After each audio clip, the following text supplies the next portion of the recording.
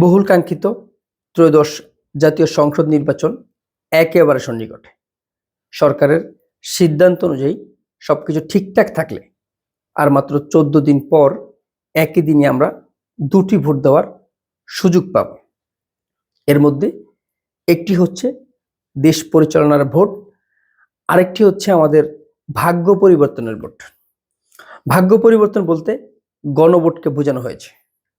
গণভোটকে হ্যাঁতে জয়যুক্ত করার মাধ্যমে আমরা আমাদের ভাগ্যের পরিবর্তন ঘটাতে পারি। আমাদের দেশের যে বিদ্যমান চলমান জঞ্জাল রয়েছে সেটা থেকে মুক্তি মিলতে হলে আমাদেরকে হ্যাঁকে অবশ্যই জয়যুক্ত করতে হবে। হ্যাঁকে জয়ী করার মাধ্যমে আমরা আমাদের দেশকে পরিবর্তন করতে পারব। প্রত্যেকটা নাগরিকের দীর্ঘ বছরের একটা অপেক্ষা, নিজের মন মতো নিজের ইচ্ছায় নিজের পছন্দের প্রার্থীকে ভোট দেবেন। সেই সুযোগ যেহেতু প্রত্যেকের মিলছে, এর মধ্যে সবচেয়ে বেশি গুরুত্বপূর্ণ হচ্ছে, অত্যন্ত গুরুত্বপূর্ণ হচ্ছে গণভোট। কারণ এই গণভোটে যদি আমরা হ্যাঁ যুক্ত করতে পারি, সামনে কখনোই আমরা স্বৈরাচারের মোকাবেলা করব না। স্বৈরাচার বলতে কি বোঝানো হয়েছে? যারা আমাদের উপরে জুলুম করে, অত্যাচার করে, অমানবিক কর্মকাণ্ডের মাধ্যমে আমাদের উপর যে নির্যাতন করে, এটা থেকে মুক্তি মিলতে হলে আমাদেরকে অবশ্যই হ্যাঁ ভোটকে জয়যুক্ত করতে হবে। এটা শুধু আমাদের না, প্রত্যেকটা নাগরিকের, এদেশের প্রত্যেকটা নাগরিকের ইচ্ছা হ্যাঁ ভোটকে জয়যুক্ত করা। হ্যাঁ ভোট সম্পর্কে অনেকেই অনেক কিছু জানেন না, জানার কথাও না।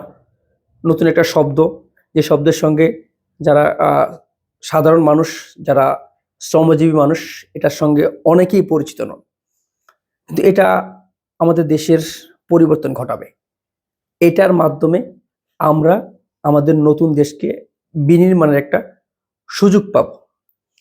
হ্যাঁ যদি জয়যুক্ত হয়, দেশে আর কখনো আশা করা যাচ্ছে মানুষকে আর নির্বিচারে অত্যাচারের শিকার হতে হবে না, কিংবা কোনো ওই যে রাজতন্ত্র, একতন্ত্র, সেটারও মোকাবেলা করতে হবে না।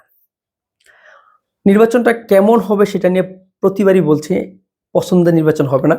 যদিও হয়, এখনো তো আশঙ্কা কাটেনি।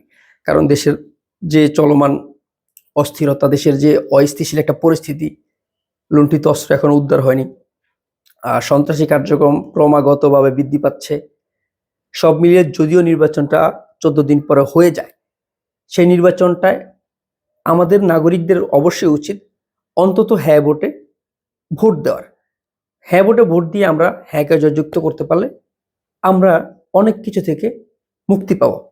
এটা হয়তো যারা নতুন শব্দের সঙ্গে পরিচিত, আমরাও পরিচিত নতুন শব্দের সঙ্গে, যেহেতু আমাদের ভাগ্য পরিবর্তনের একটা সুযোগ, আমাদের অবশ্যই হ্যাঁ ভোটকে জয়যুক্ত করতে হবে।